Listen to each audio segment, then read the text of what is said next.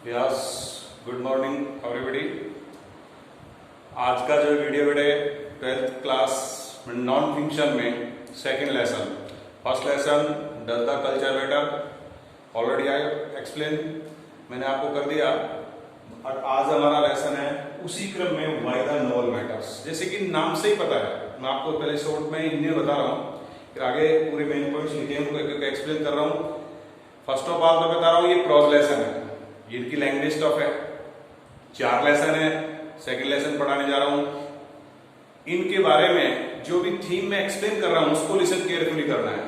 अगर ये tough language लगते हैं तो आपको इजी गोइंग में आपको पीडीएफ क्वेश्चन आंसर में मिल रही है।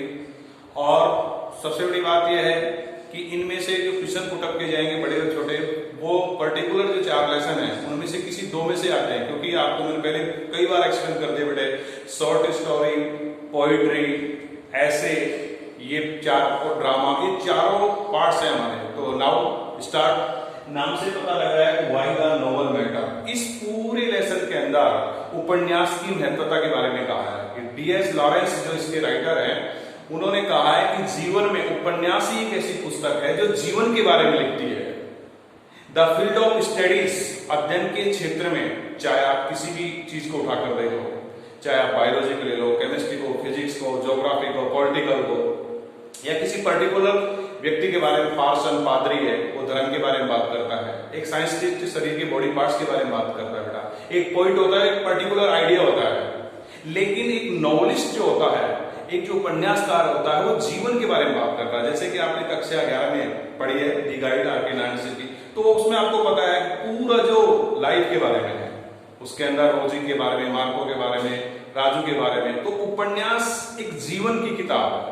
उपन्यास को कहता है, लिसन केयरफुली, इंग्लिश में मैं इजी गोइंग बोल रहा हूं, DS Lawrence says that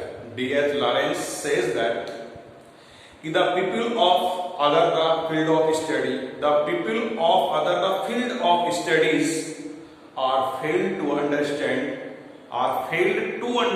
the importance of life, because they give importance of particular idea, thoughts, things, object या body parts. But the novelist is the only person who give the importance of life. The novelist is only the person who writes about the life, who give the importance of the life. वो किसी particular की अध्ययन के क्षेत्र के, चाहे किसी पादरी को ले लो, धर्माचार्य को, पोइट्स कवि को ले लो, साइंटिस्ट को ले लो, फिलोसोफर को ले लो, दार्शनिक को ले लो, ये सब किसी पर्टिकुलर थिंग्स, ऑब्जेक्ट, विचार या विचारधारा के बारे में बात करते हैं। लेकिन एक उपन्यास है, कार है जो उपन्यास लिखता है, वो जीवन के बारे में बात करता है।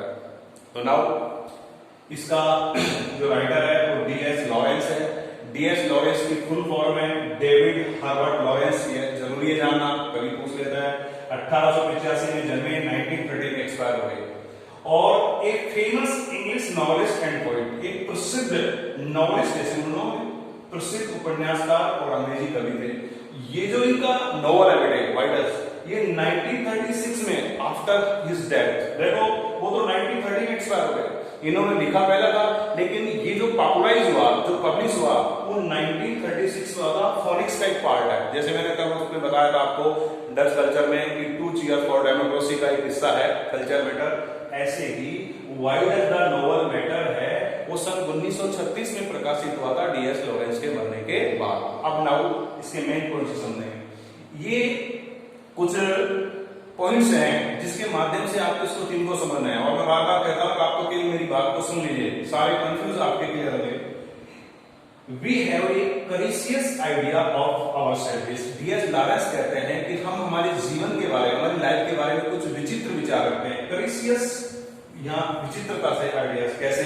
क्योंकि वो अलग लोगों के बारे में कह रहे हैं कि एक बॉडी होती है, एक फिलोसोफर जो होता है, दार्शनिक होता है, ये एक साइंस फिर इसमें आत्मा होती है, माइंड होता है, इसी तरह ये अलग अलग चीज को देखते हैं। ये बॉडी के पार्ट्स की गणना करते हैं। बॉडी है, उसमें स्पिरिट आत्मा निवास करती है, एक माइंड है, mind part of body, spirit आत्माओं में होती है। ये कहता है जो फिलोसोफर होता है, जो साइंटिस्ट होता है, वो पर्टिकुलर थिंग या विचारधारा पर बात करते हैं। एक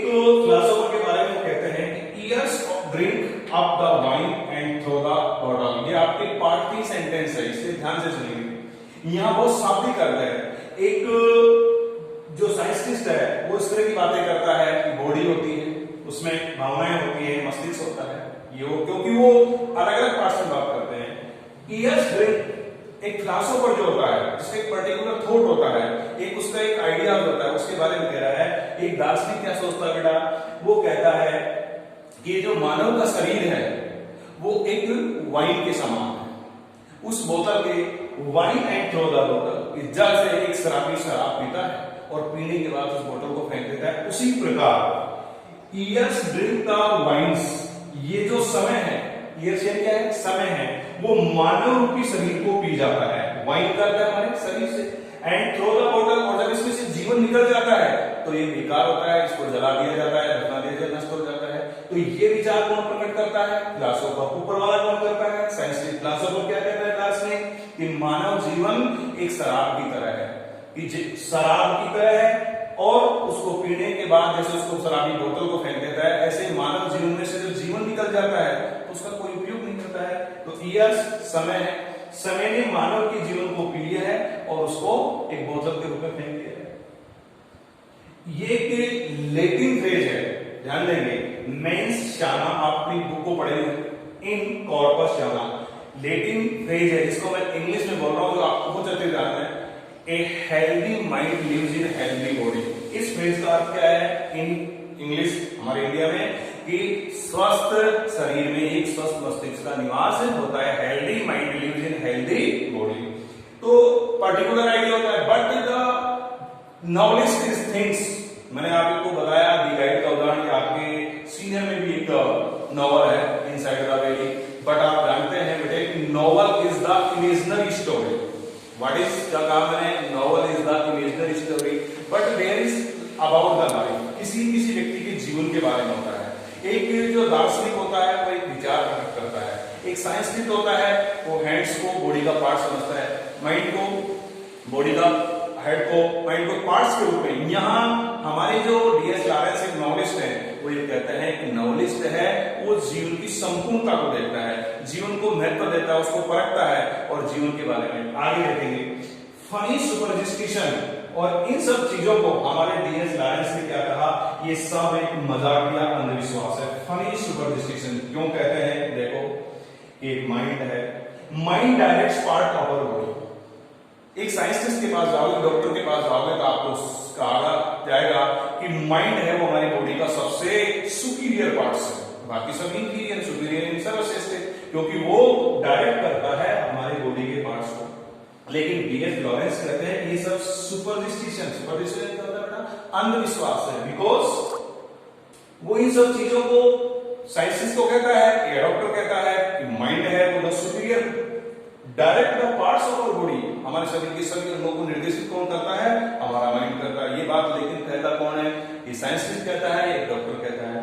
लेकिन हमारे पार्ट के राइटर जो नॉलेज को क्या कहते हैं कि hand is alive with A life of its own, कि हमारा जो हाथ है वो भी उसी प्रकार एक जीवन जीता है जैसे मैं जीता हूं या हम सब जीते हैं, अर्थात इसका भी अपना जीवन है। जबकि साइंटिस्ट इसको क्या कहता है, एक पार्ट्स ऑफ बॉडी, साइंटिस्ट क्या कहेगा, पार्ट्स ऑफ बॉडी। लेकिन हमारे जो डीएस लॉरेंस साहब क्या कहते हैं, hand is alive with A life of its own, हमारा जो हाथ भी है वो एक अपना जीवन जीता है, वो अपने जीवन का आनंद लेता है, वो वैसे ही जीवन जीता है जैसे हम हमारा शरीर पूरा जीवन व्यापन करता है। कैसे, मीट्स जान लेंगे, संसार में सभी लोगों से अगर मिलता है तो अगर आप कहीं भी जाते हैं तो पहले अपन हाथ मिलाते हैं। लंग्स ये हाथ ही सीखता है, नोज ये बहुत सारी चीजें जानता है, फील्स महसूस करता है। आप किसी गर्म चीज को टच करोगे तो आपको सबसे पहले एहसास हाथ के द्वारा होगा कि गर्म है, ये ठंडी है। एज अलाइव एज मी, इस लाइन पर बार बार आएगी, हमारे नॉवलिस्ट के द्वारा कहा जा रहा है कि जीवन में बॉडी के जो अलग अलग पार्ट्स हैं, पता नहीं कितने जो पार्ट्स हैं, उन सबका अपना अपना अलग महत्व है, वो अपनी अपनी लाइफ जीते हैं, वो एंजॉय करते हैं। जबकि एक साइंटिस्ट इनको क्या कहेगा, पार्ट्स ऑफ बॉडी। तो वापस सुनेंगे कि इन सब चीजों को नॉवलिस्ट फनी सुपरस्टिशन क्यों कहते हैं, क्यों कहते हैं, क्यों कहते हैं hand is alive with A life of its own, हमारा एक हाथ भी है वो हमारी तरह एक जीवन जीता है। उसमें भी अपने जीवन जीने की कला है, क्योंकि उनमें बहुत सारे लोगों से मिलता है, सीखता है, जानता है, महसूस करता है।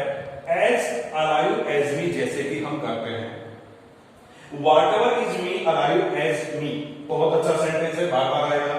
Whatever is me, वो ये कहता है कि जो मैं जीवित हूं, जिस तरह से alive as me, वैसे मेरा शरीर के अलग अलग देखेंगे क्या क्या कहा है नॉलेज ने, हैंड्स, हेयर, यहां तक कि बालों को भी कहा है कि ये भी अपना जीवन जीते हैं। स्किन, त्वचा, वेन्स, नसें, बोन्स, हड्डियां, all are as alive as me. ध्यान देंगे, ये एक नॉवलिस्ट कहता है। अगर आप इन चीजों के बारे में बात करेंगे, साइंटिस्ट या डॉक्टर को ही कहेगा all these our body parts, but A novelist क्या कह रहा है कि व्हाट एवर इज मी, जो कुछ मैं जीवित हूं वैसे ही जीवन जीते हैं हमारे शरीर के प्रत्येक पार्ट्स। कौन कौन बेटे? हैंड्स, हेयर, स्किन, वेन्स, नसें, बोन्स, हड्डियां, आर एज अलाइव एज मी। तो यहां तक कि इन पॉइंटों से आप ये समझे, एक नॉवलिस्ट है वो संपूर्ण जीवन के बारे में विचार करता है। एक नॉवल है वो बुक ऑफ लाइफ है। आगे जो 2 पार्ट्स हो गए वीडियो उसमें बताऊंगा। तो इन सब चीजों के बाद वो क्या कह रहा है कि that's what you learn when you are novelist. ये सारी ऊपर की चीजें के बारे में वो कह रहा है, ये आप तभी कि दैट्स व्हाट यू लर्न, जो आप ये सब सीखेंगे वो कब सीखेंगे?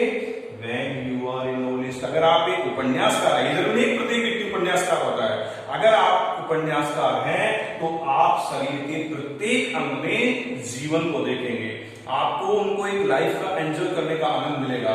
और अगर हम पर्टिकुलर व्यक्ति की बात करेंगे तो आप आगे आ रहा है, बहुत अच्छी बात डीएस लॉरेंस ने लिखी है कि दैट्स व्हाट यू लर्न, जो तुम सीखते हो, जो तुम सीख रहे हो कब सीखोगे ये चीजें? व्हेन यू आर नॉवलिस्ट, तब ये आपको पता लगेगा। अब देखो, पार्सन ये नहीं होता है बेटा पादरी, एक एक चीज को बहुत इंपॉर्टेंट चीजें हैं। एक पार्सन श्योर एंड, अगर आप एक पादरी के पास, पादरी होता है पुजारी कह दो, जिसको प्रीस्ट कहते हैं, पार्सन की चर्च में होता है पादरी, आप इसके पास जाओगे तो वो आत्मा परमात्मा की बात करेगा, आत्मा परमात्मा का मिलन है, स्पिरिचुअली आध्यात्मिकता के। लेकिन ये बेटे पार्ट्स ऑफ लाइफ, ये जीवन के हिस्सा है, जीवन नहीं है। आध्यात्मिकता को जब तक हम अपनाएंगे नहीं, हमारे जीवन में उतारेंगे नहीं, तब तक उसका कोई अस्तित्व नहीं है। तो एक पार्सन किसकी बात करता है? आत्मा परमात्मा की बात करता है, स्पिरिचुअली आध्यात्मिकता की बात करता है। फिलोसोफर, दार्शनिक, इंफिनिटी, अनंतता के बारे में थॉट्स, उसका जो विचार ही होता है, एक फिलोसोफर जो होता है जैसे प्लेटो और अरस्तु, ये इनका एक विचार ही जीवन होता है। वे एक विचारधारा में जीवन जीते हैं, ऐसा नहीं होना चाहिए। एक पर्टिकुलर विचारधारा के अंदर वो अपनी लाइफ को एंजॉय करते हैं। तो फिलोसोफर किसके बारे में? इंफिनिटी क्या होता है? अनंत। ये कई बार आपकी जूनियर लिटरेचर में आया है। और थॉट्स, तो फिलोसोफर क्या होता है? दार्शनिक किसके बारे में सोचता है? एक विचार के बारे में, उसको विचारधारा को अपनाता है, उसी को अपने जीवन मान लेता है। पोइट, पर्टिकुलर आइडिया, और जो कवि होता है, आपने बहुत सारी पोइम पढ़ी है, 7 एडवाइस में, उसमें आइडिया है जीवन में मानव की कितनी अवस्था होती है। साथ आपने ऑन इज ब्लाइंडनेस लिखा तो उसका अपने बारे में लिखा, मेरे अंधा होने के बाद मैं कैसे अपनी क्रिएशन कर सकता हूं। तो अगर आप किसी भी पोइट्री को पढ़ते हो तो पोइट पर्टिकुलर आइडिया देता है। साइंस की चीज को पढ़ोगे आप, जियोलॉजी, बॉटनी, फिजिक्स, केमिस्ट्री, तो object and part of our body, किसी वस्तु के बारे में या किसी शरीर के अंग के बारे में, ये जीवन नहीं है, ये जीवन का एक हिस्सा है। चारों व्यक्ति, पार्सन किसके बारे में बात करता है? आत्मा परमात्मा। पुजारी कह दो आध्यात्मिकता के बारे में बात करता है। आध्यात्मिकता जीवन नहीं है, जीवन का एक हिस्सा है। फिलोसोफर अनंतता के बारे में, एक विचार के बारे में, विचारधारा के बारे में करता है। कवि अपना एक पर्टिकुलर आइडिया देता है, वो भी एक हिस्सा है, उसका खुद का विचार है, साइंटिफिक। लेकिन थॉट्स, बहुत गजब सेंटेंस है, ये सारी चीज, thoughts, words, aspiration of people are just, ये सब लोगों के जो विचार हैं, वर्ड्स हैं, आकांक्षाएं, aspiration of the people are the tribulation. ये सबको सुनना पहले, TREMULATA। ट्रिब्यूलेशन का अर्थ होता है बेटा कंपन। ट्रिब्यूलेशन ऑन द ईथर, ये फ्रेज है लेटिन, ETHER, ध्यान देंगे, ये शून्यता में कंपन है। ईथर के 2 अर्थ होते हैं, ईथर ये होता है आसमान में होता है, ईथर ये होता है कंपन, शून्यता, और ट्रिब्यूलेशन ये होता है कंपन। क्यों कहा? क्योंकि ऑल दीज, ये thoughts, words, aspiration are abstract noun, ये अप्रकट्य चीज है। जब तक मानव इनको अपने जीवन में अपनाता नहीं है बेटे, तब तक इनका कोई अस्तित्व नहीं है। कहने का तात्पर्य जैसे आकाश में बिजली, ये तुम्हारी अनुप्रस्थ तरंगे हैं, रेडियो तरंगे हैं, या जो मोबाइल या हमारे रेडियो तरंगे आकर के जो है, इनका खुद का कोई अस्तित्व नहीं है जब तक हम इनका यूज नहीं करते हैं। तो कवि कह रहा है कि शून्यता में कंपन किस चीज को कहा, कि जब तक मानव थॉट्स को, वर्ड्स को, एस्पायरेशन को अपने जीवन में अपनाता नहीं है, तब तक ये लाइफ का हिस्सा नहीं है, तब तक इनका कोई अस्तित्व नहीं है। ये शून्यता में कंपन है, अर्थात व्यक्ति को आध्यात्मिकता के बारे में, इंफिनिटी के बारे में, पर्टिकुलर आइडिया के बारे में, या डायरेक्ट ऑब्जेक्ट या पर्टिकुलर बॉडी के बारे में जब तक ये व्यक्ति अपने जीवन में इनको अपनाता नहीं है, तब तक इनका कोई महत्व नहीं, इनका कोई अस्तित्व नहीं है। एब्स्ट्रैक्ट नाउन है। कवि ने इनको ट्रिब्यूलेशन ऑफ ईथर कहा है। ट्रिब्यूलेशन का अर्थ होता है कंपन, और ईथर का अर्थ होता है आसमान या शून्य। शून्यता में कंपन क्यों है, कि जिस प्रकार आकाश के अंदर कंपन होता है, बिजली कड़कती है, तो उसका कोई अस्तित्व नहीं है जब तक उस चीज का कोई उपयोग नहीं हो, अर्थात जब तक मानव इनको जीवन में अपनाता नहीं है, तब तक ऑन द इधर विदाउट लाइफ, ये मैंने आगे एक्सप्लेन कर दिया है, without life these things have no meaning. कौन कौन, ये थॉट्स, ये वर्ड्स, ये एस्पायरेशन, विदाउट लाइफ, बिना जीवन के, these things have no meaning, इनका कोई अर्थ नहीं है। Nothing is important. लास्ट में नॉलेज के बारे में, नॉलेज अपने नॉलेज के बारे में बताया था, nothing is important but life, जीवन से बढ़कर कोई चीज नहीं है। ये एक पार्ट्स है। मैं फिर आपको दोहरा रहा हूं कि व्हाई द नॉवल मैटर में नॉवलिस्ट केवल उपन्यास के बारे में बात करता है कि उपन्यास की किताब जीवन की किताब है। क्यों, एक उपन्यासकार जो होता है वो एक जीवन के बारे में लिखता है, वो जीवन के बारे में सोचता है। और जो चार व्यक्ति हैं जिनके बारे में इसने कहा कि other people the field of study, अध्ययन के क्षेत्र की आप कोई किताब को उठाओ बेटे, आप political, geography, physics, chemistry, mathematics, biology, इनमें कहीं भी जीवन के बारे में नहीं है। अगर आप पढ़ते हो नॉवल, तो नॉवल ही एक ऐसी बुक है जो केवल व्यक्ति के जीवन के बारे में बताता है। तो इसके पूरे लेसन का महत्व यह है कि हमारा पोइट कहता है, हमारे जो उपन्यासकार है D.S. लॉरेंस कहते हैं कि the novel is the book of life, because it writes about the life, it thinks about the life. और आपको पता है novel is imaginary story. Novel क्या होती है बेटा, काल्पनिक। नेक्स्ट पार्ट में इसको और आगे एक्सप्लेन करेंगे। Thank you.